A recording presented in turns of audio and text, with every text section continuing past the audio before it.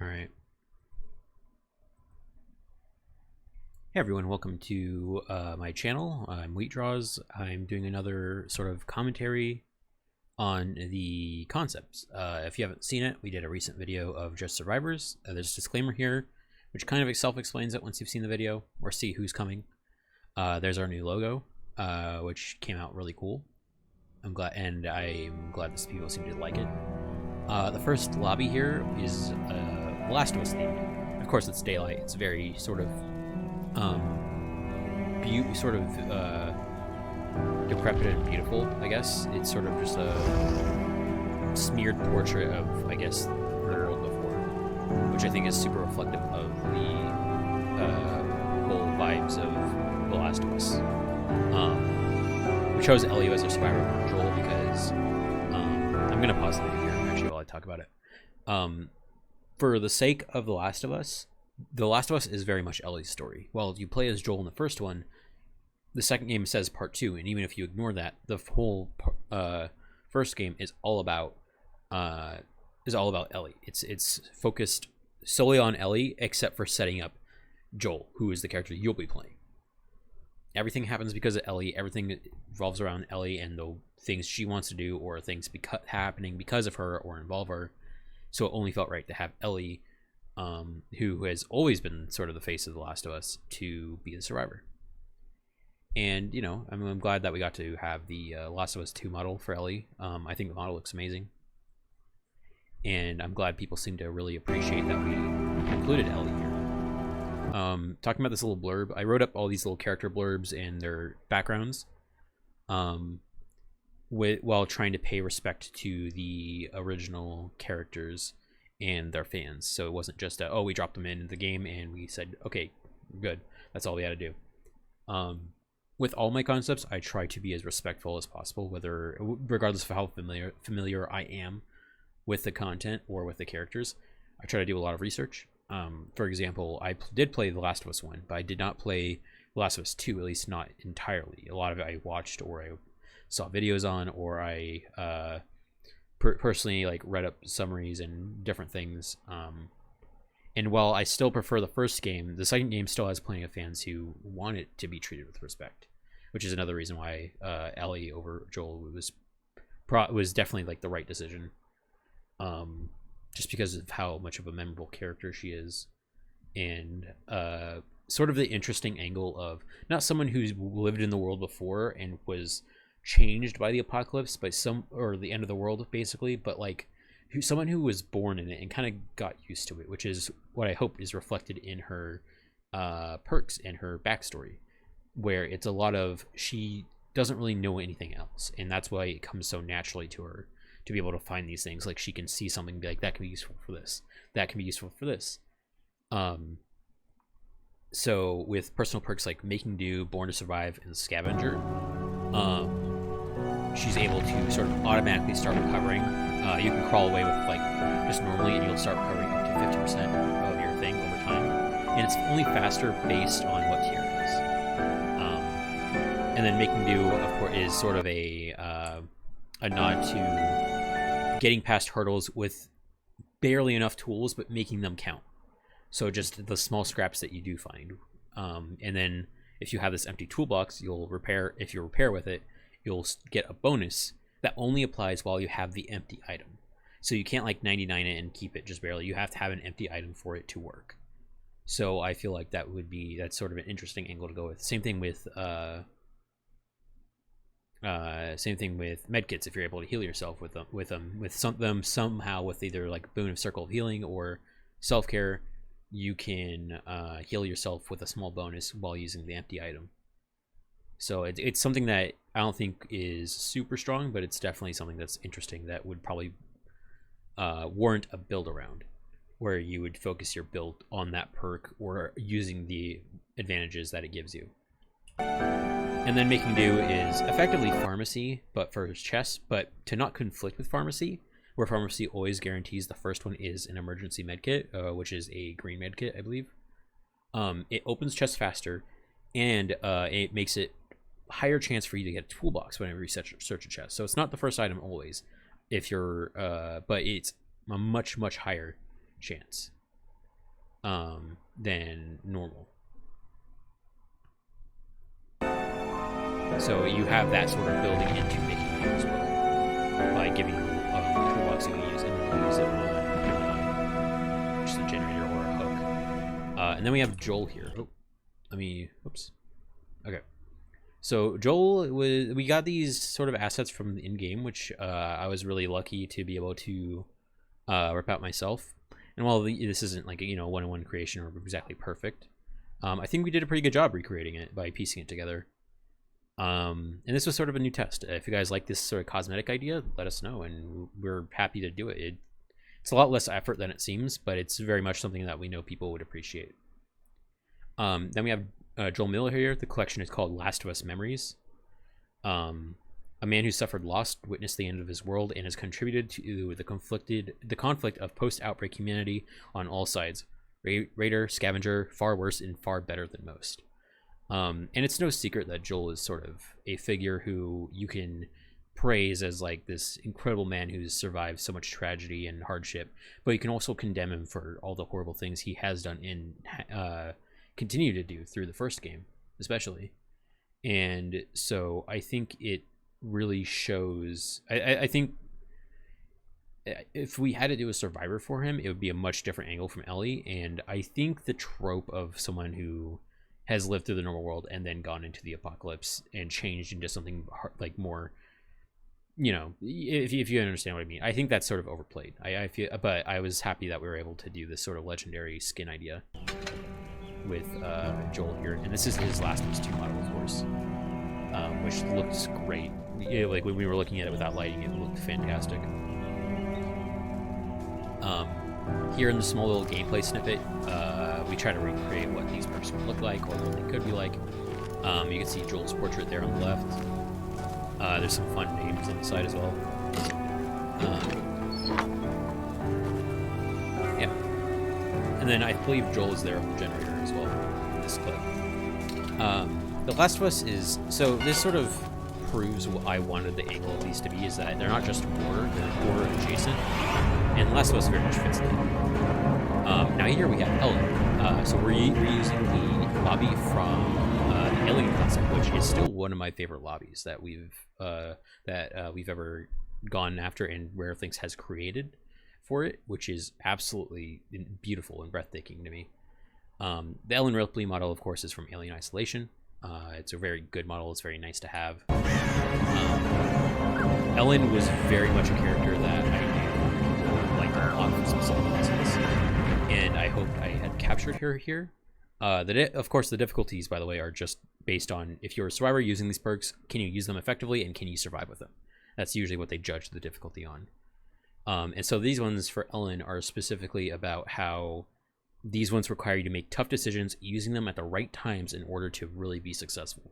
Sure, you can use them whenever, but like you're not going to get the most out of them, and that's what matters. And it's a lot of attention to detail. So you have Showdown, Firebomb, and Adaptability. Of course, the one that we show off here is Firebomb because it's the most flashy. It's very interesting. Yeah, and so the Ellen lore here specifically goes into after she goes into the sleep pod, and then she wakes up in the same crash ship that you see in the background, which is where I pulled the lore from. Obviously, that kind of negates some of the movies, but that's just it's just a reason for her, and I wanted to make it seem fit. Here we have Xenomorph chasing after her on the map that Xenomorph appeared on. So the Firebomb, it spreads from the center after detonating, and then it blocks it off for a short time. So you effectively create a barricade. Now, Firebomb is very strong. Like I said, it does require you to hold the item, and it does take a few seconds to detonate. But you can use it to buy yourself a lot of very valuable time. So, yeah. And then, let me go back to the perks, actually. We can talk about these. So adaptability, while the killer is undetectable, this perk is active. While active, adaptability reduces the audible range of your grunts of pain and breathing noises for 8 meters, and you're 20, 35, 50% quieter. So this obviously reads like a bad, worse Iron Will, which, you know, at a very base level it is. But this literally gives you info when the killer is in hiding and something feels off. So this is supposed to give you sort of an edge over giving yourself a slight passive stat boost similar to the killers. And similar to how the alien design in that concept is that the xenomorph can sort of kind of go into hiding and be undetectable despite its size. Lets you know that something is going on, that there might be something happening. And so the range of your audible noises is reduced, which can be a lot more helpful than you think. And just being quieter also helps on top of that, so it makes it even harder for you to be detected in most cases. Obviously, you can run Iron Will with this, or different perks that will keep you quiet. But this is sort of like if you want to know when the killer is stealth and figure out the killer that way, this is sort of perk to run. It's not ideal, it's not perfect, but it's something that is a little interesting, I would say. Yeah, and then Firebomb, you have to be chased for a total of 60 to 40 seconds, and then you get a Firebomb. You don't automatically get it. You have to stand still for 4 seconds while crafting the Firebomb. So you're standing doing an animation making it, so the killer can see it if you're trying to do it mid-chase. And then it creates an 8-meter wall for 5 seconds. That wall stops as soon as it hits a wall. So if you're covering a doorway, it just covers the doorway. It doesn't go through the wall. It doesn't do whatever. But yeah, it lasts for 5 seconds, and it blocks it for you and the killer. So be careful where you drop it. And then Showdown is during endgame collapse. You see the killer's aura, and they can see yours. If you're the Obsession and the endgame collapse starts, the other survivors cannot have their auras seen by the killer for 20, 25, 30 seconds. You have an increased chance to become the Obsession. So, so this is sort of a, hey, look at me, I'm over here, and you're trying to make space for your team to get out. You can stack this up, like multiple people can stack this up, and it's crazy, but it doesn't stack the duration of how long they hide the aura. It does give you a lot of information, though. However, after that duration's over, the killer sees whoever's aura has Showdown, so it gives a lot of information. It's sort of a trade-off for safety, and it's sort of a selfless perk, I suppose. And that's also what makes it harder to survive at the end if you're not immediately out the gate or something.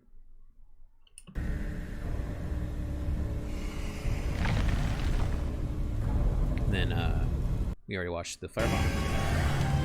That was really cool. That was conveniently we already had an effect that did that, so there wasn't anything that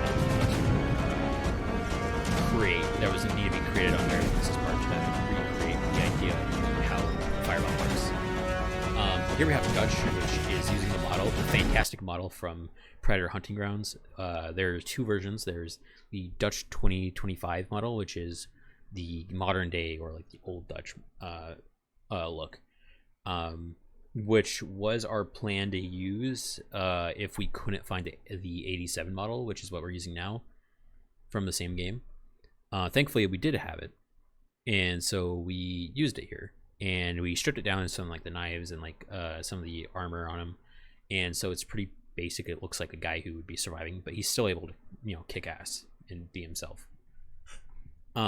Dutch is difficulty easy because a lot of his stuff just kind of comes naturally. It's stuff that you normally do as a survivor, and you are already able to sort of assert yourself onto the killer and be aggressive almost. So that's why there's perks like Contested, Staunch Wounds, and Slayer. And they're just very easy to use, very easily.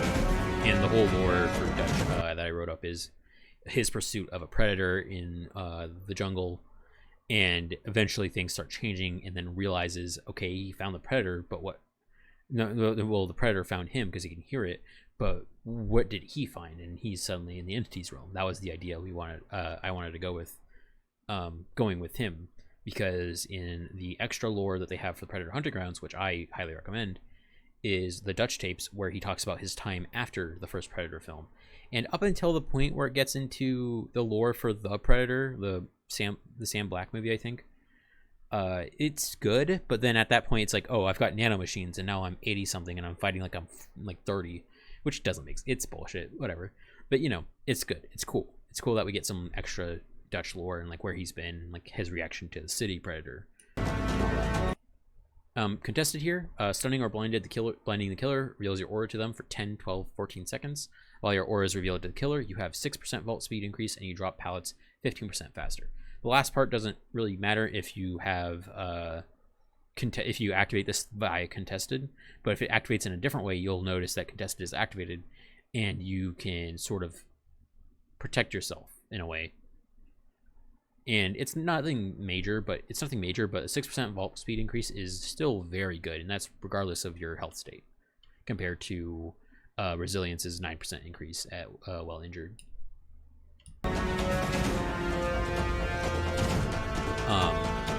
Oh, did I not go back to Slayer? Okay, so Slayer is pretty straightforward. Stunning killer with pallet stuns them for additional 1.25, 1.5 seconds.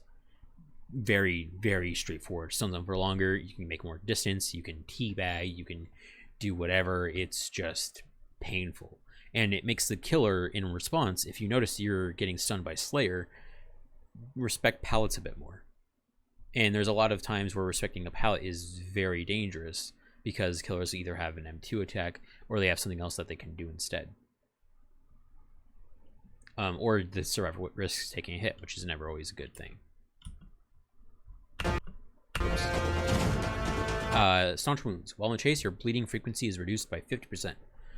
For reference, I believe Sloppy Butcher increases your bleeding frequency via hemorrhaging by 50%. So that effectively, if you have Sloppy Butcher on and you have staunch wounds, that negates it entirely.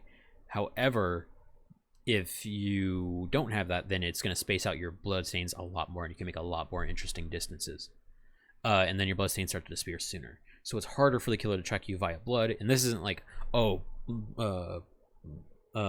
what's it called? Bloodhound? Yeah, Bloodhound. It's not like, oh, Bloodhound nerf. Wow. It's not Bloodhound nerf. It's literally, so when you're like, how'd the killer see me?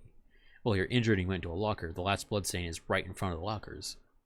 So, what are they going to assume? With this distance, you can make up a lot more things. You can be a little more stealthy about things as well. It's not exactly the best perk, but it's definitely something you can try to use if you have a knowledge of how the bloodstains work and how to deceive people with that sort of thing.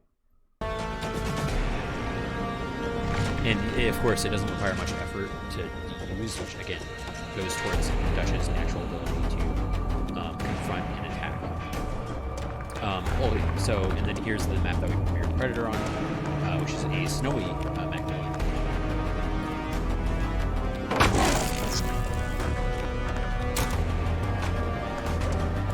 Pretty straightforward. It's nice to have all these different killers and maps. And then here's the funny thing with James. We worked on this, and I told her other things. I was like, oh man, I would love to have James as like this as survivor in this. Like, I would fight for it because I think James is one of my favorite horror characters, and I've stood by this stance for a while. Because it's such an interesting, complex situation, despite how straightforward a lot of the narrative is.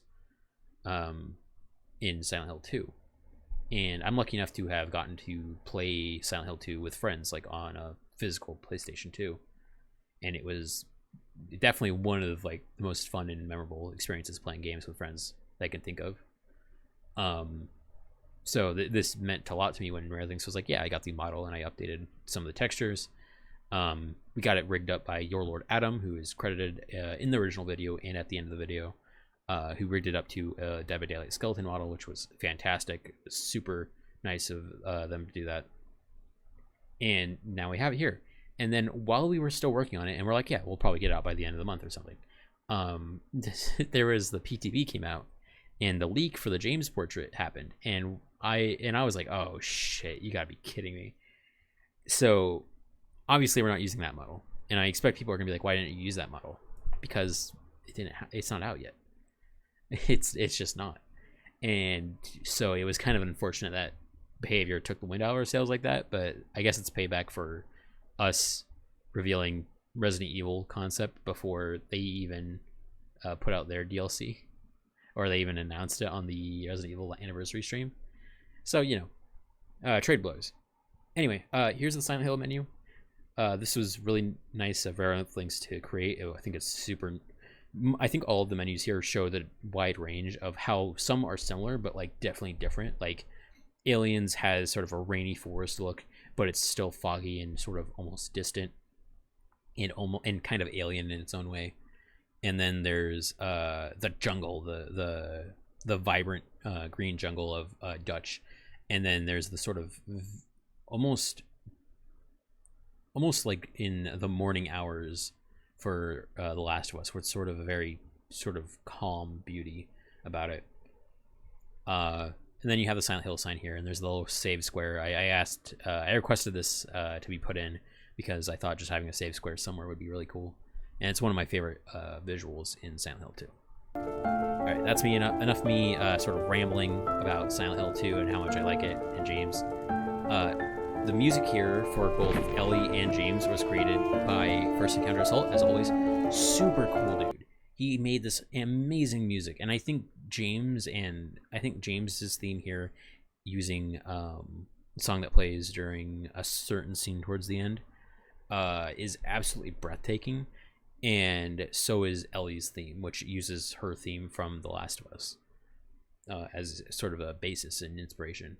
And they're just super beautiful. Please, like, if you aren't subscribed to him on YouTube, check him out. He puts out music for different killers, different characters, the own concepts of, like, I think he just put out an Attack on Titan song or a theme for Dead by Daylight, and then some other remixes. I remember seeing that. I still haven't gotten around to, unfortunately. I need to check them out, but yeah, they're incredible. Please go give him a watch. Super cool guy. Anytime I get a chance to talk to him, and I can't wait to see more of what he creates. So for James here, it's difficulty intermediate because it's sort of, you kind of have to put a lot of it yourself in harm's way, but you don't have to in order to be, survive normally. A lot of these perks are all about sort of a selfless altruism that I wish there was more of in sort of trade-offs, and I hope that people found them incredibly interesting, or at least fit to James. I saw a comment that said James's perks fit him very well, which I was very happy to see. Forgive me, of course, this perk icon is a reference to the mirror scene at the start of Silent Hill 2, which is a fantastic scene. And I'm glad this icon turned out as good as it did. I was worried it wasn't going to be clear, which it still isn't, but it's I think enough people recognized it, which made me happy. Forgive Me is about taking protection hit for a survivor that is being carried by the killer.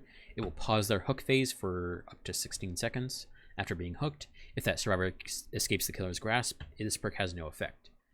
So Forgive Me, what it does is it's basically the idea of you not being able to keep your promise and you failing somebody, but you are doing what you can with what you did to make good on something, at least. And all these perks are inspired in just the way that James and Mary talk to each other throughout in the way James talks about Mary, and the brief dialogue that you can find towards the end of the game about them. And it's just the relationship they had prior to Mary's sickness, where they very much loved each other and they were a very loving couple. And it was sort of the situation that just became worse and worse as time went on. And it's just a lot of regret. It's a lot of unfortunate things. If you don't know about Silent Hill 2, I suggest looking into the depth of the story and the narrative, rather than just hearing the summary. Like somebody posts like a meme about James Sunderland, and it's like, oh wow, like, it sounds like a dick, or like not a great guy. But even if you believe that, I do recommend checking out like the full length of it to really grasp the concept, like the full scope of his character, I suppose, rather than just what's on the surface. Live Your Life is another one that's directly inspired by Mary in the way that she talks to him. In personally, I don't remember if this varies between the endings of Silent Hill 2, but my favorite ending is the one where it overlooks the graveyard towards the end. If you know what that one is, that's the one that I believe. So whenever another survivor is sacrificed or killed, Live Your Life gets a token. You can recover out of the dying state without help as many times as you have tokens on Live Your Life. So this is supposed to work similar to Soul Guard and Unbreakable, where Unbreakable, using recovering with Soul Guard while you still have your unbreakable recovery left, and there's like a hex totem or you're cursed or something, you're still able to do that regardless of using unbreakable. So even if you don't have soul guard available to pick you up, unbreakable use won't be used if you already got up from the ground by yourself. Yeah, so that will basically like increase your cap whenever somebody else dies, which can be useful. It's kind of a weird addition, I would admit. It's very niche, very, you can't always reliably get it. But whenever you are sacrificed or killed, each other survivor is healed for 15, 20, and then 25%. So if there's anyone who's injured, they'll automatically recover that much. That can come into a very close situation. That can make it easier for people to heal each other, that type of thing. And I feel like it's sort of a selfless altruism thing. Like if someone else dies, you get something out of it. If you die, everyone else gets something out of it. It's pretty good trade-off.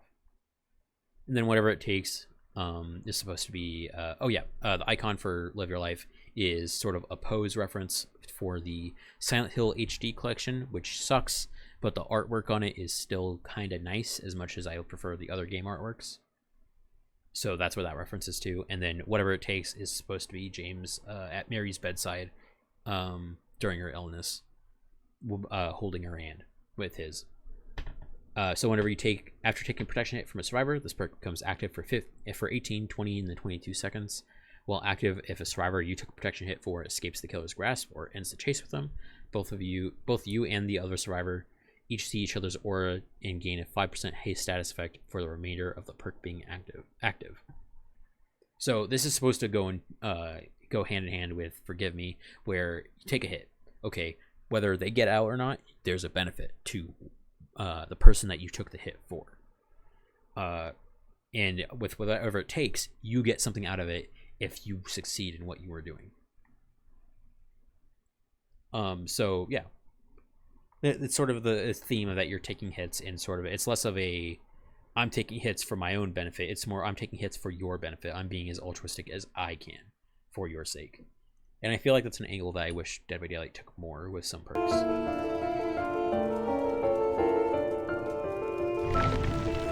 And then here's a visual here shortly of James alongside Cheryl, which is very interesting to see. And Pyramid Head, of course, because we don't have a ton of killers, but we felt like it would only be right to have Pyramid Head going after Cheryl. Yeah, and then here's my favorite part of the whole video, where it's a compilation of sort of the different things we've done so far that I'm very excited to show. Sort of combined. You have Dutch running away from Ripley, you have the Xenomorph running after those two. And then, of course, Mr. X, who's I actually, when I first saw that, I was shocked that I saw him, so I almost forgot about it.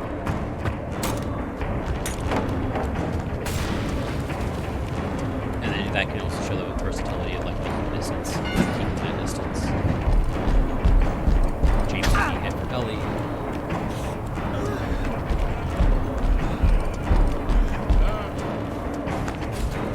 And then, of course, Springtrap chasing Ellie through Fazbear's Frights, which is such a... and Dush re-throwing a pallet. Just a crazy sentence. And then Ellie is basically doing her best Jake will play by trying to sabotage every single hook on that man. And then here's another situation where we use the firebomb and just go down. Firebomb to keep Springtrap out. And then, of course, here's our teaser.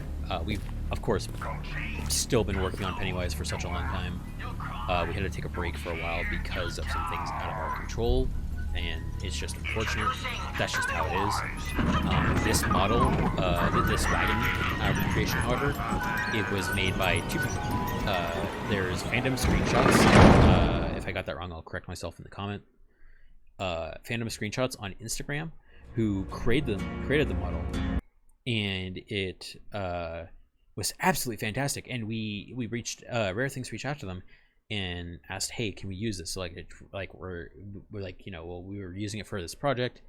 Apparently there was their artist friend who did the Pennywise art decor on the side right here, which is amazing. It's beautiful. And so I think there's credits here. Yeah, fandom screenshots on Instagram, and then Alien Rat. I don't remember if they're on Instagram as well. I do know they're on Twitter. And then Your Lord Adam. You can find him on Twitter as well. His links should be in the original video, and I'll put them in the comment on this one. Yeah, incredible. They're super kind. Like, we got to show them what we're working on and some of the things that we're doing. And they were like, at first they were very wary, and that's totally understandable, especially with people who are saying, hey, give me this thing that you worked on. And, you know, to people you don't know, it's very strange. But I'm glad that they came around, and they were very helpful with giving us what we needed. And we're glad to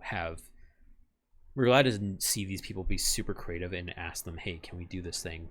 Because, like, we're doing this for people who are fans. We want this Pennywise thing to be as cool as possible, which is one reason why it's taking so long. The other can't say really, but now that we have things in order, hopefully that will, you know, it'll happen soon. I can't say exactly what date, but we got a lot of very cool stuff in the pipeline for you guys. And I'm glad that you guys are being very patient, very, very kind in comments, and there's so much support for what we do. It's really hard. I'm a person who loves sharing the things that I'm working on to people, but it's really hard to keep secrets. And I know you guys are going to really appreciate what we got coming up for you guys. Like, well after Pennywise, like things that we want to do that we can't just say, yeah, we're going to do it, because that sounds like we're getting ahead of ourselves. But there's some great people that we're talking to. There's some great artists, creators, all that stuff. And I'm glad that all of us have sort of received the recognition up to this point of, hey, these are the guys that did that and did this. And it's nice to see the recognition of the effort put into it, rather than just, oh, well, you're just like, you know, like, this isn't modding Dead by Daylight. It's not like, there's a lot of recreation that you guys don't see or are able to fully appreciate. Like, I'm gonna go on a little more of a tangent, specifically about the fact that not enough credit or appreciation goes to Rare Things specifically. Like, they are putting so much time of their own time into putting, you know, even if it's like assets from like old DVD maps and stuff together, like, it doesn't matter. That's still a lot of time to put it, make sure it works right, make sure the frame rate looks good, make sure it's like even playable for them, because they're playing these by themselves, they're staging it all themselves, and then having to record it and make sure it gets just right. And on top of that, they're the ones editing these videos. I know I talk a lot about, like, yeah, this is a team effort, but like, I'm almost like the idea guy. I do the designs, I do the icons, I do the I do like the script write-ups for like the narration, and then like I also, like, we consult on like creative ideas, like, hey, how should this animation work, hey, how should this work, that type of thing. But Rare Things put so much effort into these, it's actually crazy.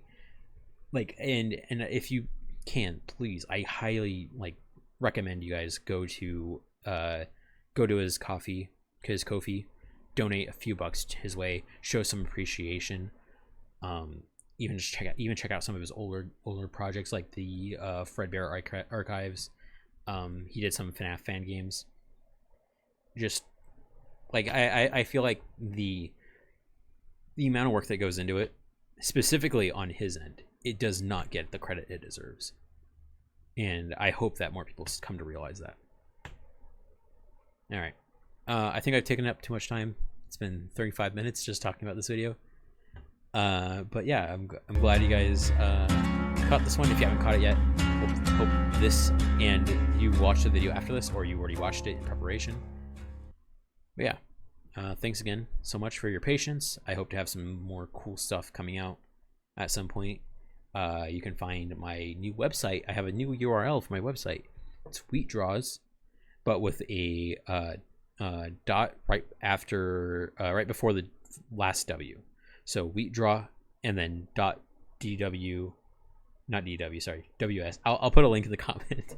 You can find all my stuff there. I do icon perk packs for Dead by Daylight. I do my concepts still, which my site is slightly more updated now. You can find the written versions in like sort of a web page presentation of them rather than watching the whole video for them. Yeah, you can find all that stuff. Thanks again. I said that like the 5th time. Thanks again for your time. Thanks for watching. Thanks for listening. And I hope you'll keep an eye out for some of the cool stuff we got planned. All right. Have a good one. Stay safe, stay healthy, and, just remember, be good to each other.